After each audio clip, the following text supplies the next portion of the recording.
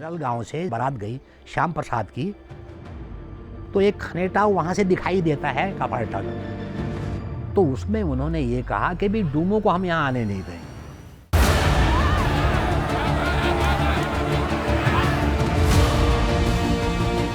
क्यों हमें ही क्यों रोका? और बारात उससे क्या नाम देते 4 दिन 10 दिन 15 दिन जो भी है पहले, मतलब 1 महीने पहले वहाँ शादी हुई, वो बारात क्यों नहीं उतारी? उससे पहले वाली बारात क्यों नहीं उतारी? अब डिस्ट्रिक्ट बोर्ड की रोड है, कोई पर्सनल किसी गांव का तो रास्ता है नहीं, डिस्ट्रिक्ट बोर्ड की रोड है, लेकिन हमें क्यों रोक दिया?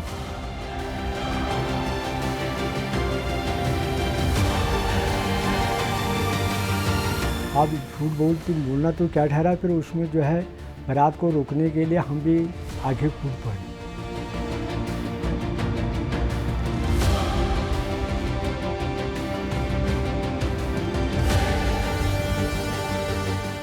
घर में लाए घास पिरूल गर्मी के दिन, और रात को भी बाहर जब वो आए तो ऊपर से जब मकान पर आग लग गई, जब नीचे 5-6 बॉडीज तो मकान के अंदर ही रही है।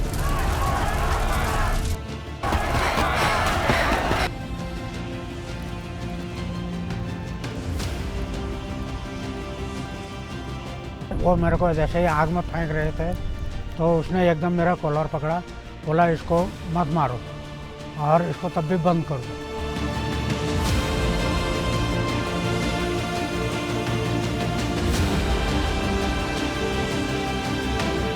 जो शारीरिक रूप से वो रहे, वो नहीं बाहर निकल पाए, और वो संघर्ष करते हुए उनके पास कुछ था नहीं, वो लाठी डंडों से उनकी वही खेतों में मौत हो गई।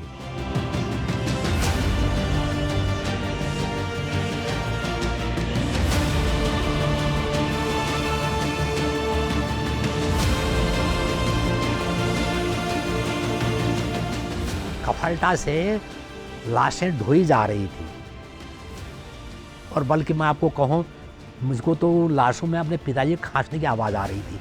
मैं वहाँ था, मतलब मैं इतना सशंकित और इतना वो था, मुझे साहस नहीं आया रात को घर जाने का।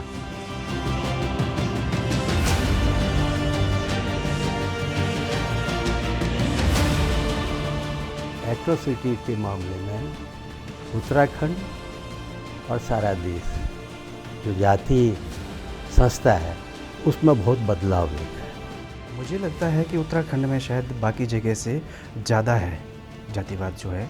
कारण यह है कि यहाँ पर जो सीमाएं हैं वो अभी तक, क्योंकि कहते हैं ना कि टकराव से बदलाव आते हैं, उस हद तक टकराव भी नहीं हुए हैं। और मैं टकराव के पक्ष में नहीं हूँ, लेकिन ये ज़रूर कहना चाहता हूँ कि जैसे जहाँ पर राष्ट्रीय सीमाएं ख़त्म हो जाती है या राष्ट्रीय राजमार्ग ख़त्म हो जाते हैं, वहाँ पर जो है ये संविधान भी ख़त्म हो रहा है।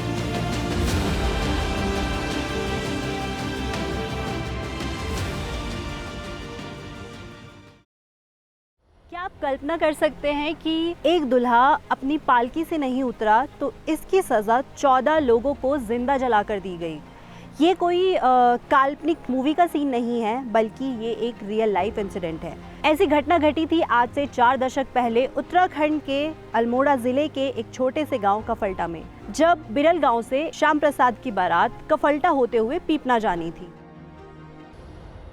9 मई 1980 का दिन था, और जैसे हर दूल्हा अपनी शादी में पालकी पर बैठता है, श्याम प्रसाद भी पालकी पर सवार थे।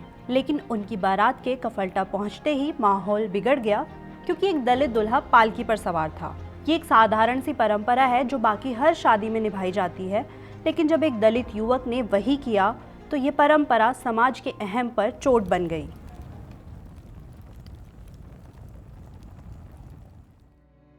सल्ट के क्षेत्र में एक गांव में दलितों की बारात जा रही थी। बारात गांव के रास्ते से ही जा रही थी।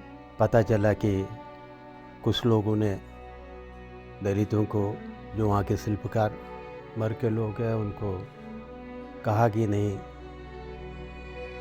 दूल्हा घोड़े पर नहीं जाएगा, और उसी इंसिडेंट में आपस में विवाद हुआ, और जो खबर पूरी दुनिया ने जानी, देश ने जानी कि वहाँ पर मासूम दलितों को, शिल्पकारों को जला के मार दिया गया। आगे मंदिर है करके उन्होंने कहा आगे नहीं जाना है मंदिर में, आप घोड़े से उतरो करके, है ना भाई। मंदिर है तो सबका है, एक को तो है मंदिर है नहीं भाई। जब तुम घोड़े में जा सकते हो तो हम क्यों नहीं जा सकते?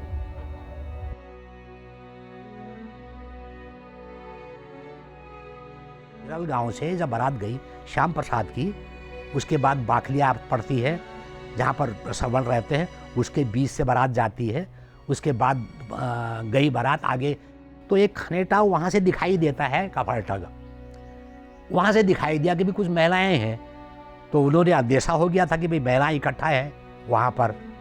और उसके बाद गए, मेरे ख्याल से पहला वाला मकान जो है वो बंगाली मकान कहते हैं, कुछ नाम मुझे भी याद नहीं आ रहा, वो उनका मकान था, वो अब नहीं है, लेकिन मैं तो जानता था व्यक्तिगत रूप से ही उनका मकान है। वहाँ पर औरतें आ गई, लेकिन औरतों की जो एब्यूजिंग है वो बहुत गंदा था। आप उतर जाइए, और उन्होंने ये शब्द कहे जो शब्द को आज कहना भी आज असंवैधानिक हम मानते हैं, तो वो चीज़ पिंच कर गई।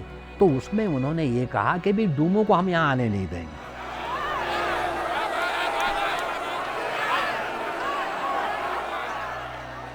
इस पर थोड़ा सा स्वाभाविक है कि भाई ये हो गया। उन्होंने कहा नहीं, बारात तो यही जाएगी, वो रास्ता तो यही है। और फिर यही दलील देती रहेंगी, भाई बहुत सारी बारातें गई है, वो औरतें भी जानती हैं इस बात को कि भाई हाँ बारातें गई हैं इससे पहले, लेकिन वो उनको मोटिवेट किया, उनको बताया गया कि हाँ ऐसा करना। क्यों हमें ही क्यों रोका? और बारात उससे क्या नाम लेते, 4 दिन 10 दिन 15 दिन जो भी है पहले, मतलब 1 महीने पहले वहाँ शादी हुई, वो बारात क्यों नहीं उतारी?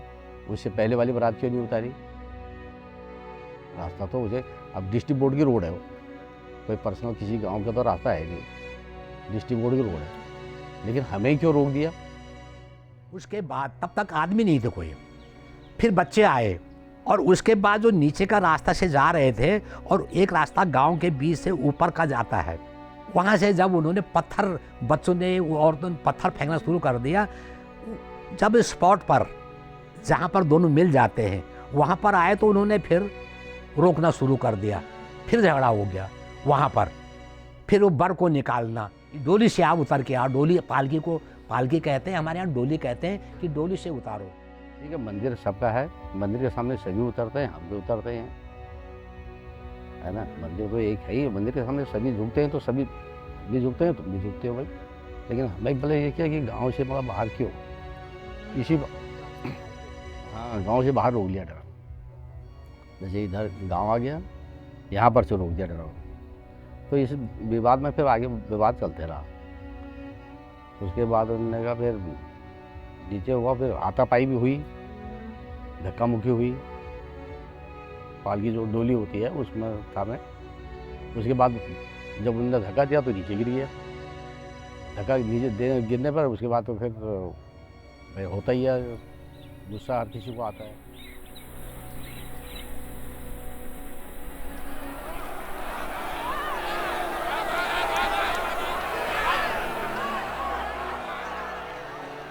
मेरा नाम बालूदत्त उपाध्याय, ग्राम एवं पत्रालय कफलटा। मेरी उम्र उस समय लगभग 18 वर्ष थी। मैंने इंटर की परीक्षा दे करके मैंने इंटर जो है आर इंटर कॉलेज देघाट से किया। मैं देघाट में पढ़ता था और वहीं से मैं ये हफ्ता मुझे घर आए हुए।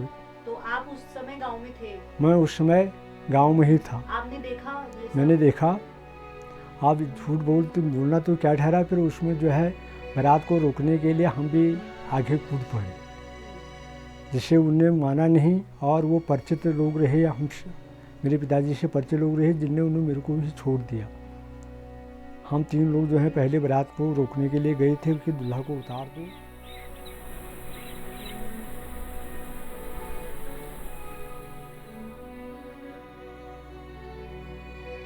वहाँ पर जहाँ पर स्पॉट वहाँ पर है, उसके नीचे शिल्पकार रहते हैं, इसके ऊपर श्रवण रहते हैं। वो बीच का एक है, सकरा रास्ता है, वो लगा दिए, हमारे यहाँ मुसल कहते हैं उसको, वो मुसल लगा दिए, आगे से रोक दिया और बारात पलट दी। जब ये पलट गई तो इसके बाद झगड़ा हो गया, तो काफ़ी तब ये खिमानंद आया। हमारे गांव का कफलटा का खिमानंद फौजी था, वो छुट्टी में आया था, उसकी भाई की शादी थी, तो वो शादी में आया था। तो उसी दिन उसकी भाई की बारात वापस आई थी घर में, तो आई तो उस समय बारात यहाँ पर आ गई, उसके बाद वो भी आ गया। वहाँ पर ऐसे ही हुआ, फिर लड़ाई हुए, उतारो ये हो, डोली को उतारो ये है। अब किसी ने वो खेमानंद को मार दिया, बराती वालों ने। उनके कम से कम 150 वृद्धा लोग थे, जिसमें 14 लोग मारे गए। और सबसे पहले हमारे भाई श्री खेमानंद जो आसाम राइफल्स में थे, उनको जांग में छुरा भोंककर उनकी हत्या कर दी। इससे सबरों में आग लग गई। उसके बाद फिर हंगामा हो गया बहुत। बराती वाले ने कहा लाश तो हमारे गंज से हो गई है और ठीक है आप हम बैठ जाते हैं। वो बैठ गए मकान में, नरी राम के मकान में बैठ गए समझौता करने के लिए। ठीक है, तो बैठ गए तो ठीक है। शाम को फिर आप वो 2 आदमी वहाँ चले गए झिबार में पटवारी को बुलाने के लिए। ये पटवारी क्षेत्र था उस समय, ये थाना थोड़ी था। थाना तो तब से हुआ ना यहाँ, ये चौकियाँ तब से बनी पहाड़ में, कफलटा कांड के बाद ही बनी ये पहले। अच्छा, तो ठीक है, उस समय क्षेत्र ये पटवारी का था। पटवारी हमारा रहता था झिबार में। तो वो भी एक बात है कि भाई चलो ठीक है, ये लोग बैठ गए, पटवारी लाओ तो जो कुछ भी है। लेकिन ये बीच में इतना बड़ा षड्यंत्र होगा ये चीज़ नहीं थी। घर में लाए घास पिरूल, गर्मी के दिन बाहर नहीं, और रात को भी बाहर जब वो आए तो ऊपर से जब मकान पर आग लग गई, जब नीचे 5-6 बॉडीज तो मकान के अंदर ही रही है।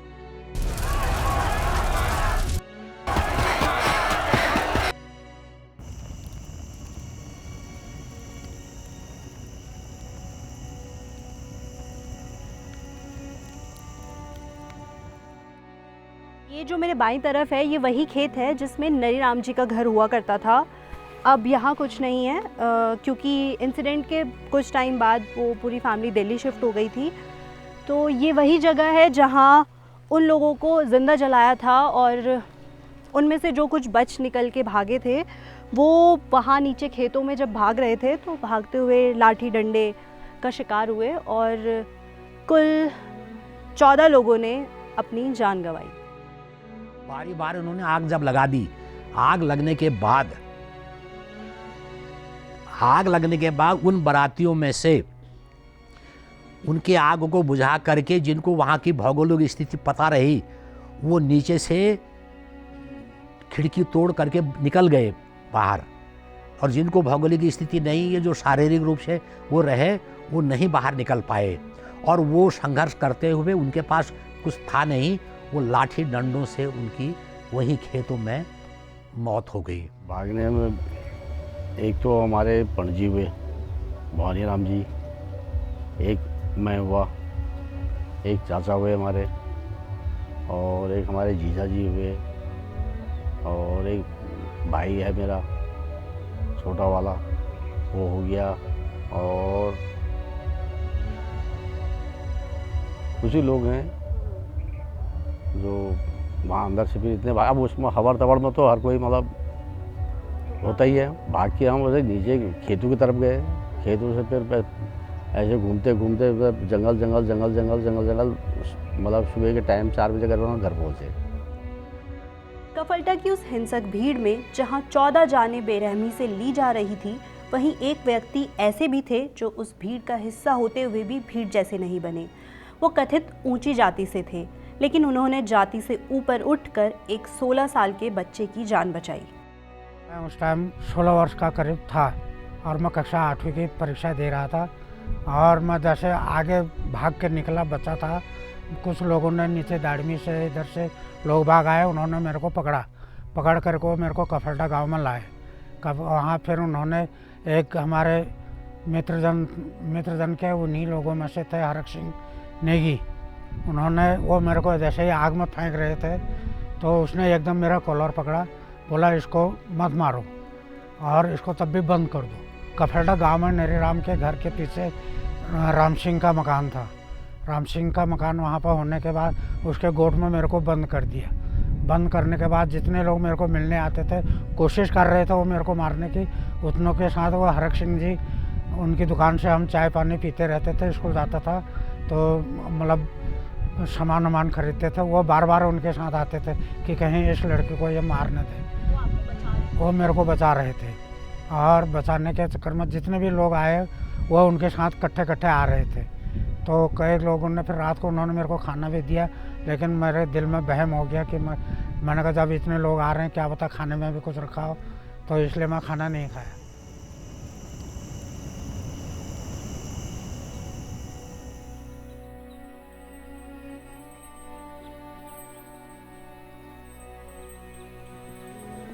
जब तीसरे दिन मैं बाहर निकला तब मुझे पता लगा कि हमारे पिताजी लोग वगैरह इतने लोग यहाँ एक्सपायर हो गए हैं।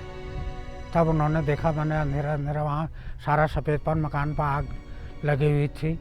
और फिर एक केशी राम जी थे वहाँ पर, उनके घर में जाकर के तब मैंने पानी पिया और थोड़ा वहाँ एक रोटी खाई।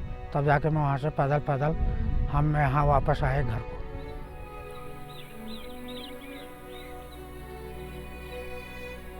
दूसरे दिन पता चला आए नहीं, कहाँ गए करके तब फिर बाद में पता चला कि उन्होंने कहा नहीं जी इतने हो गए क्योंकि बीच में पता चलते रहा। फिर उसके बाद पुलिस वाले ने बताया कि भाई इतने आदमी है करके। फिर वहाँ गए दूसरे दिन, तीसरे दिन फिर वहाँ गए, फिर जाके देखे कौन कहाँ। अब कोई इधर नीचे खेतों में पड़ा है, कोई उधर पड़ा है, कोई अंदर, कुछ अंदर थे जले हुए झुलस गए ठहरे, कुछ अंदर ठहरे, कुछ खेतों में ठहरे।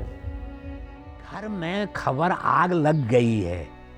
ये चाचा जी जो हमारे नरेंद्र प्रसाद जी हैं, पीताम्बर हैं, ये लोग जब घर पहुंच गए सुबह, रात को जंगलों में कहाँ रहे हैं ये जो पंडित जी हमारे थे, वो तो कहाँ नीचे कालीगांव बहुत भयंकर जंगल है, रास्ता है, पहाड़ तो आप जानते हैं कि पहाड़ इस तरह का है। आए वहाँ से कपड़े खोल दिए उन्होंने, कोई पहचान ना ले, वाइट कपड़े थे ना वो। फिर वो हो गया तो फिर यहाँ फिर पुलिस आ रही है तीसरे दिन। उनको रिपोर्ट मिली गलत, वो पहुँच गए कफड़ा तो चले गए वो।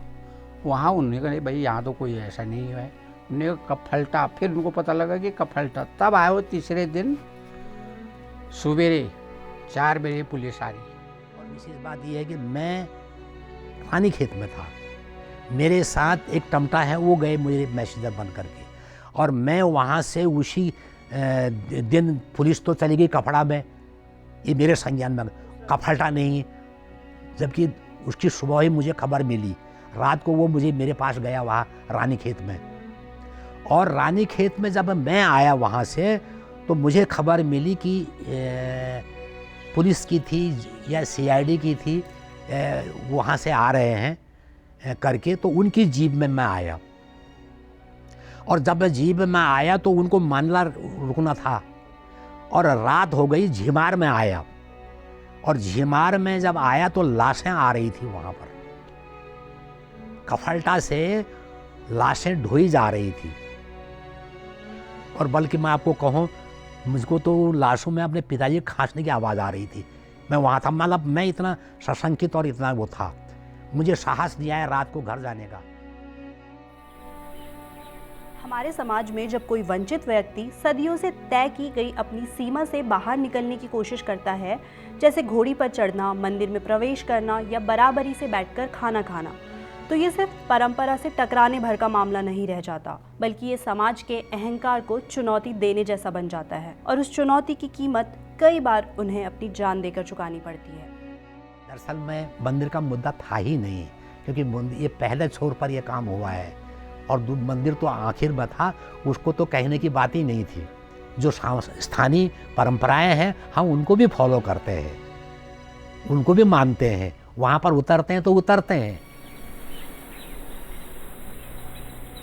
ये जो आप फ्रेम में मंदिर देख रहे हैं, ये वही बद्रीनाथ मंदिर है जिसके सामने से दूल्हे को पालकी से नीचे उतारने के लिए कहा गया था। मंदिर की मान्यता है कि मंदिर के सामने से कोई भी बारात जाती है तो वो पालकी, डोली या घोड़े से उतरकर पैदल जाता है। उस वक्त तक, आज से 45 साल पहले, मंदिर ऐसा नहीं था मंदिर जैसे पहाड़ में छोटे छोटे थान बने होते हैं देवताओं के, वैसा मंदिर था। मंदिर गांव के अंतिम छोर पर स्थित है, यानी कि जहां गांव ख़त्म होता है। लेकिन जो बारात वाला इंसिडेंट हुआ था वो जहां से गांव शुरू होता है वहां हुआ था। तो लोगों का कहना था कि जब मंदिर आएगा हम लोग उतर जाएंगे, लेकिन बारात मंदिर तक पहुंची ही नहीं। उसी से पहले ये जो इतना बेरहम वाक़या था वो घटित हो गया। कफलटा में जो हुआ वो सिर्फ एक दिन की बात नहीं थी, उसका असर कई सालों तक रहा। उस इंसिडेंट ने दोनों गांव के लोगों के जीवन पर गहरा असर डाला। कुछ की रोजी रोटी छिन गई और कुछ लोग गांव छोड़कर चले गए। फर्क तो पड़ता ही है, फिर इतना बड़ा कांड हुआ तो उसमें फर्क नहीं पड़ेगा। हमें तो 3 साल तक कोई बोला ही नहीं हमारे साथ, जबकि हमारा कोई उसमें वास्ता ही नहीं था ना बराती में, हमारा तो कोई उसमें वास्ता ही नहीं था। तो लोग बाग नहीं बोले, सिर्फ हमारे गांव में 3 आदमी हमसे बोलते थे, 3 आदमी। उन्हें भाई तुमने थोड़ी करा कुछ, ये तो उन्होंने करा, इन्होंने करा, बाहर वालों ने किया है नहीं, तुमने थोड़ी कुछ किया है। 3 आदमी बोलते थे हमारे गांव के हमारे साथ, बस और कोई नहीं बोलता। 2-3 साल तक टकराव रहा। ये उन्हीं के शान नहीं, अन्य जगहों के भी जो दलित वर्ग के लोग थे, जैसे यहीं पर डांडा गांव के हो गए, यहाँ चाँच में हो गए, ये नीचे क्या नाम लेते हैं आपका झीपा में फेंटनला होता है। कई जगह जो है ये 2-3 साल तक टकराव रहा, हमारे गांव में ही जो टकराव रहा, यहाँ तक कि हमारी न्योते पाते नहीं रहे। नॉर्मल होने में लगे गए 10 साल, 10 साल लग गए। हाँ, हमारा तो उस समय काम धंधा बिल्कुल ठप था काम धंधा तो था ठप था हमारा, बोलते तक नहीं थे हमसे।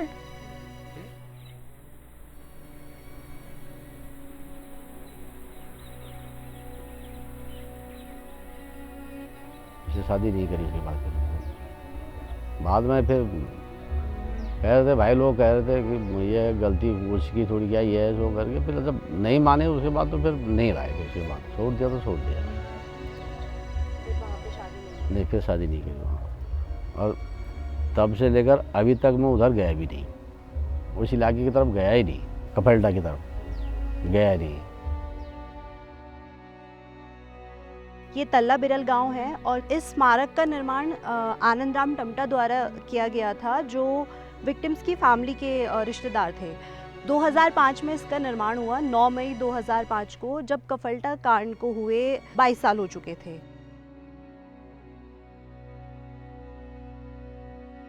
कफलटा कांड के उस भीड़ में हरक्शन जैसा एक व्यक्ति भी था जिसने उस बच्चे को बचाया, और संभवतः वैसे ही लोग हो जाते ये कांड भी नहीं होता, और संभवतः ऐसे ही होता उसी समय गाड़ी मंगा करके शायद खिमानंद भी बचता, लेकिन इधर ध्यान नहीं था। बहुत बड़ी बात है कि इधर ध्यान था ही नहीं कि बचें, बल्कि इतना प्रतिशोध का वो हो गया कि इधर ध्यान ही नहीं दिया। मानवता तो बिल्कुल तहस नहस हो गई।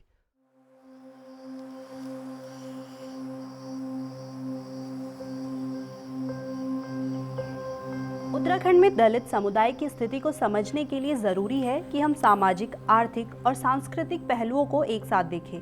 राज्य की लगभग 18 से 19% आबादी अनुसूचित जातियों से आती है, जो पीढ़ियों से यहाँ निवास कर रही है।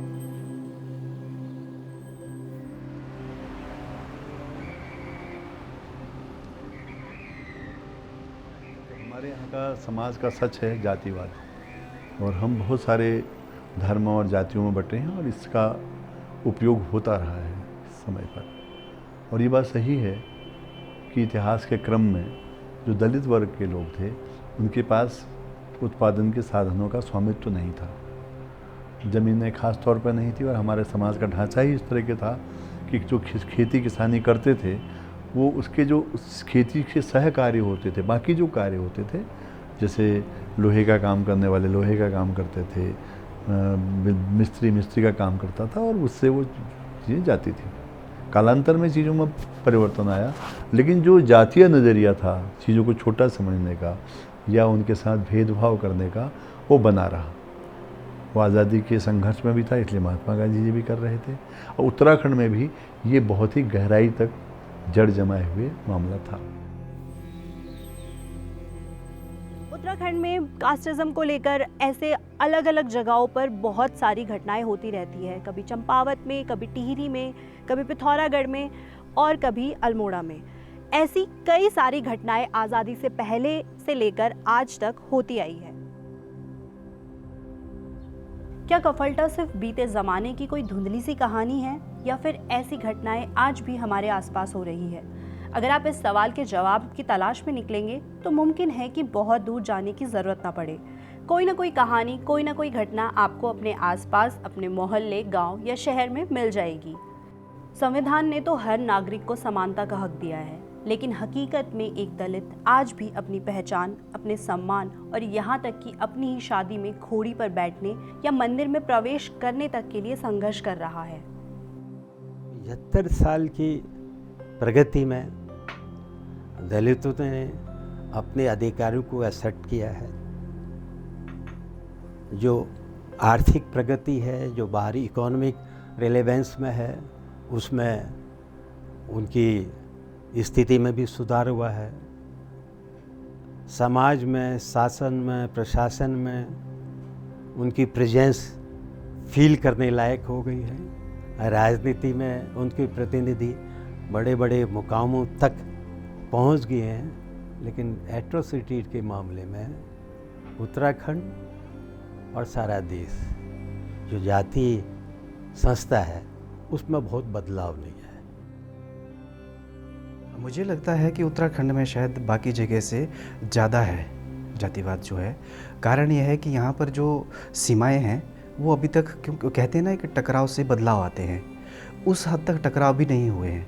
और मैं ये टकराव के पक्ष में नहीं हूँ, लेकिन ये ज़रूर कहना चाहता हूँ कि जैसे जहाँ पर राष्ट्रीय सीमाएं ख़त्म हो जाती है या राष्ट्रीय राजमार्ग ख़त्म हो जाते हैं, वहाँ पर जो है ये संविधान भी ख़त्म हो रहा है। जैसे इंटीरियर एरिया में है, वहाँ पर कई जगह आप देखोगे कि मनुस्मृति काल जब कहते थे कि बहुत बुरा काल था, या पेशवाओं का दौर था जब मार्शल लॉ हुआ करता था, उससे भी बुरा हाल कभी कभी देखने को मिलता है। तो ये उत्तराखंड में अभी तक जो शांति है, सौहार्द है, आपसी है, भाईचारा है, वो तब तक है जब तक कि उन चीज़ों को छेड़ा नहीं जा रहा है जो कि अमानवीय भी हैं। और जो सीमाएं बनी हुई है दो राष्ट्रों के बीच में, जो सीमाएं होती है उनको तो आप लांघ भी सकते हैं वीज़ा के माध्यम से, सरकारों के आपसी सहयोग से, लेकिन जो गाँव की सीमाएं हैं उनको लांघने की अभी तक किसी ने हिम्मत नहीं की है। और जो हिम्मत करता है वहाँ पर भयंकर टकराव हो जाता है, भयंकर बवाल हो जाता है, और फिर दो वर्ग संघर्ष जो है वो बहुत बड़े उस पर व्यापक स्तर पर देखने को मिलता है। अभी पहले यहीं पे हमारे एक भिक्किया सेन में एक तल्ला साल्टे का पनुआ देखन का एक लड़का था, जगदीश, और बड़ा अच्छा सामाजिक और राजनीतिक व्यक्ति था। और यहाँ पे एक सवर्ण जाति की लड़की थी, उन दोनों का अफेयर हुआ। अफेयर के बाद उन दोनों ने शादी कर ली थी। शादी करने के बाद उनको लगा कि हमारे साथ कोई अप्रिय घटना घट सकती है, तो उन्होंने जिलाधिकारी और एसएसपी महोदय को अपना एक सुरक्षा पत्र भी भेजा था कि हमारे साथ कभी भी कोई इस तरीके की अनहोनी हो सकती है, क्योंकि वो एक सौतेली बेटी थी। के प्रशासन को दिया, जिलाधिकारी को, एसपी खुद गए जाके कि भैया हमें जान माल का खतरा है। 27 सितंबर की बात थी, और 1 तारीख को वो जो है 1 अक्टूबर को जब नैनीताल में एक बड़ा प्रदर्शन था, तो उस दिन उनको उस प्रदर्शन में आना था। वो अपने काम के सिलसिले में किन्हीं कारणों से ना कहने के वहाँ चले गए थे।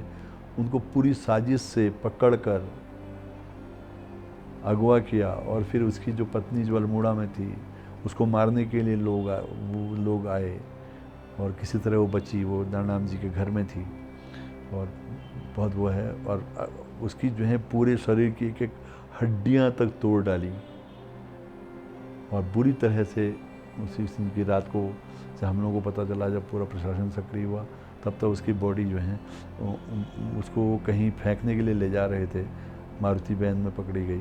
अभी वो मुकदमा चल रहा है, उसमें उसकी सगी माँ, उसका सौतेला बाप, सौतेला भाई और 2-3 और लोग थे। और हमारी जानकारी में उसमें वहाँ के तमाम लोग थे करने वाले, लेकिन सरकार तो नहीं चाहती थी कि पूरा मामला हो। और इसलिए हमें तो आश्चर्य है कि एक हत्या तो उसकी हुई और दूसरी हत्या सरकार की खुद की हुई। मैं मसूरी में कैंडी खाल में गया था, वहाँ के पास ही जौनसार की घटना है। सारे अखबार मीडिया ने भी उसको किया कि एक व्यक्ति जो शिक्षक था उसने एक बच्ची के साथ उसको अपने घर में बुलाया। घर क्या था कि वहाँ आज भी बॉन्डेड वो बेगार प्रथा है, उसी के ज़मीन उनका घर है। लड़की को बुला करके उसके साथ दुष्कर्म किया और उसके बाद मारा उसको और उसके परिवार के ऊपर दबाव डाला कि कोई रिपोर्ट नहीं लिखी जाएगी। हाँ, उसके सारे पंचायत बैठाएगी। पंचायत में कहा 25-30 हज़ार रुपया 50 हज़ार रुपया ले लो और रिपोर्ट नहीं लिखाओगे। माँ घबरा गई, वो सरेंडर करने को तैयार हुई, लेकिन बच्ची ने कहा कि मुझे न्याय नहीं मिलेगा तो मैं आत्महत्या कर लूँगी। उसके बाद वहाँ उसने कुछ जहर भी खा लिया। वहाँ के सोशल एक्टिविस्ट हैं, विशाल हैं, वो जबर सिंह वर्मा हैं, इन लोगों ने दबाव डाल के एफआईआर दर्ज की गई। फिर वो व्यक्ति गिरफ्तार हुआ है। एसएसपी देहरादून से मेरी बात हुई, आईजी से बात हुई, खैर वो गिरफ्तार है। चक्रौता विधानसभा की ये रिपोर्ट है। और सबसे दुर्भाग्यपूर्ण घटना क्या है, सारे मीडिया ने कहा कि एक दलित व्यक्ति के बच्ची के साथ क्या दुष्कर्म हुआ और जब रिपोर्ट एफआईआर दर्ज हुई तो उसमें दलित उत्पीड़न इसलिए नहीं लगा कि वो पूरा क्षेत्र एसटी एरिया है, ट्राइबल है, और SC ST एक्ट वहाँ नहीं लगता जहाँ ट्राइबल एरिया है। अभी मोरी में एक घटना हुई थी आयुष प्रकरण का, जो बहुत बड़ा एक वो हुआ था मामला। एक लड़का जो है दलित था, वो उसमें देवता आता है। जैसे मैंने कहा था कि दलितों के भी अपने देवता हैं, तो उसमें देवता आया और वो सीधा उस मंदिर के में गया, देवते के उस पर अवतरण में, और उस देवता उस मंदिर में जाने के लिए प्रवेश वर्जित था। तो उन्होंने वहाँ पे विरोध किया, जो वहाँ के पुजारी थे, जो वहाँ का जो मैनेजमेंट जिनके हाथ में था, उन्होंने विरोध किया और विरोध के बाद उसको बंद कर दिया गया और बहुत पीटा, रात भर पीटा और अधमरे और अधजले हालत में उसको बाहर फेंक दिया गया। बाद में आरोप ये लगाया गया कि उसने गंदगी की और इस टाइप का। लेकिन मैं इस घटना के साथ साथ ये बताना दोबारा रिपीट करना चाहूँगा, क्योंकि वहाँ पर जो है दलितों की एंट्री नहीं है, तो मारकाट का जो रीज़न था ये एकमात्र था। उसके बाद इस पर स्टोरीज बनाई गई, अपना अपना पक्ष रखा गया, वर्ग संघर्ष लंबा चला, लेकिन राजनीतिक रूप से कोई आगे नहीं आए। जो लोग आए उन पे उल्टा ठप्पा लगा और इस मामले को किस तरीके, अभी भी हाई कोर्ट में चल रहा है मामला, लेकिन इस मामले को वो जो जगह मिलनी चाहिए थी, मीडिया में भी जो पक्ष आना चाहिए था वो नहीं आया। राजनीतिक रूप से जिन लोगों को आगे एक तरीके से प्रतिनिधित्व करना चाहिए था, एक भरोसा दिलाना चाहिए था दलित वर्ग के कि हम आप लोगों के साथ हैं, वो नहीं हो पाया है उस तरीके से। उत्तराखंड में दलितों के खिलाफ अपराध चिंताजनक स्तर पर पहुंच चुके हैं। टाइम्स ऑफ इंडिया की एक रिपोर्ट के अनुसार साल 2021 में देखें तो अनुसूचित जाति समुदाय के खिलाफ अपराधों में सिर्फ बढ़ोतरी दर्ज की गई। पुलिस महानिदेशक कार्यालय के आंकड़े बताते हैं कि 2005 से 2024 के बीच दलितों के खिलाफ 67 हत्याएं और 141 बलात्कार के मामले दर्ज हुए। वहीं सामाजिक कल्याण निदेशालय के आंकड़े और भी चौंकाने वाले हैं, 153 हत्याएं और 230 बलात्कार। ये सिर्फ वो आंकड़े हैं जो सरकारी फाइलों में दर्ज मामले हैं। अब जरा सोचिए कि कितने ऐसे लोग होंगे जिनकी शिकायतें दर्ज होने से पहले ही दबा दी जाती है। ऐसे अनगिनत केस हैं जो कभी दर्ज ही नहीं हुए।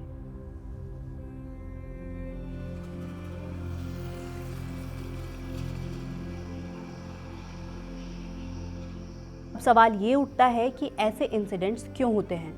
इसकी वजह हमारे समाज में ही छिपी होती है। सदियों से जात पात, ऊंच नीच और भेदभाव की जो दीवारें बनी हैं वो अब भी लोगों के बीच खड़ी है। जब तक ये दीवारें रहेंगी तब तक टकराव भी होता रहेगा। देखिए, जातिवाद समाज में रहे, वो अपने तरह से खत्म होगा, लोगों की चेतना से खत्म होगा। लेकिन कोई जाति में है, कोई धर्म में है, हम उसके साथ हम भेदभाव कर रहे हैं, कानून भेदभाव कर रहा है, कानून ने जो कानून बनाए गए उन कानून का पालन नहीं हो रहा है या उसका दुरुपयोग हो रहा है। ये स्थितियां खराब है ना। सवाल है कि समाज में बहुत सारी चीज़ें थी और बहुत सारी चीज़ें जब सामने आती हैं तो उनके खिलाफ कार्रवाई होनी चाहिए। अगर कोई भ्रष्ट है, बेईमान है तो पकड़ा जाएगा, तो कार्रवाई होगी। लेकिन सत्ता वाला ना पकड़ा जाए, दूसरा वाला पकड़ा जाए या किसी भले आदमी को वहाँ फंसा दीजिए आप, ये जो खेल पूरी सियासत का है, जो प्रशासन का है, जो पुलिस का है, जिसके लिए पुलिस बदनाम है, ईडी बदनाम है, सीबीआई बदनाम है, तो इसको तो रोकना पड़ेगा ना। तो कम से कम वो तंत्र तो ठीक हो सकता है। जब तक हिंदुस्तानी लोग और विशेषकर हिंदू समाज इस जाति नामक संस्था के उन्मूलन के लिए आगे नहीं बढ़ेगा, एक जाति विहीन समाज, जैसे कुछ लोग कहते हैं कि वर्ग विहीन समाज की ओर बढ़ना चाहिए, उसी तरह एक जाति विहीन समाज की ओर नहीं हम बढ़ते हैं, तब तक भारतवर्ष एक दुनिया में आर्थिक रूप से संपन्न और मजबूत राष्ट्रों की कड़ी में खड़े होने में हमेशा बाधा ही रहेगी, क्योंकि बार बार लोग हमारे इस विभाजन का प्रयोग हमारे प्रगति के मार्ग में खड़ा कर देगा। तो मैं समझता हूँ कि इसके लिए तो सभी वर्ग के लोगों को मिलना होगा, जो हमारे संविधान की स्पिरिट है कि व्यक्ति की योग्यता के आधार पर व्यक्ति का मूल्यांकन हो, तो वही आज हिंदुस्तानी पूरी समाज को व्यक्ति के आधार पर, उसकी मेरिट के आधार पर, उसकी क्षमता के आधार पर उसका मूल्यांकन किया जाए, नहीं कि वो किस जाति में पैदा हो रहा। तो इसके लिए एक जागरण की, एक सोशल मूवमेंट की ज़रूरत है जो कम दिखता है। हज़ारों सालों का एक जो हमारा सामाजिक वर्गीकरण है, उसको संजोने के लिए लोग आगे बढ़ चढ़ करके हिस्सा ले रहे हैं, और उसकी मान्यताएं इतनी गहरी है कि उनको तोड़ना इतना आसान नहीं है। जिस तरीके से पितृसत्ता है ना, पुरुष वर्चस्व है हमारे समाज में, उसको अस्वीकार नहीं किया जा सकता है। इसी तरीके से जाति व्यवस्थाएं भी है। हर आदमी को अपनी जाति का, खास करके शादी विवाह के मामले में एक डर है कि हमें अपनी जाति में ही चीज़ें करनी है, और ये जाति व्यवस्था एक तरीके से हमारे विकास के लिए भी बहुत अवरोधक है, और सामाजिक एकता के लिए भी बहुत अवरोधक है, राष्ट्रीय एकता के लिए भी बहुत अवरोधक है। तो जब तक ये रहेंगी तब तक समाज तो एक हो नहीं सकता है, और इसको एक होने के लिए राजनीतिक रूप से भी इसको एक नहीं होने दिया जाता है, और धार्मिक रूप से भी, चाहे वो बड़ी बड़ी बातें कर रहे हैं, लेकिन दिया तले अभी अंधेरा है। ये लोगों को समझना चाहिए कि कोई भी समाज समतापूर्ण प्रगति आगे नहीं हो सकता है कि जब तक आप समाज के सबसे कमज़ोर व्यक्ति के साथ खड़े न हो। गांधी जी ने कहा भी था कि अगर कभी किसी को ये लगे कि मेरी ये नीति, शासन से भी कहा है कि इस नीति का प्रभाव आम लोगों पर क्या हो रहा है, तो इसके पहले खड़े देख लो कि समाज के जो सबसे अंतिम पंक्ति में जो खड़ा है उस पर क्या प्रभावित हो रहा है।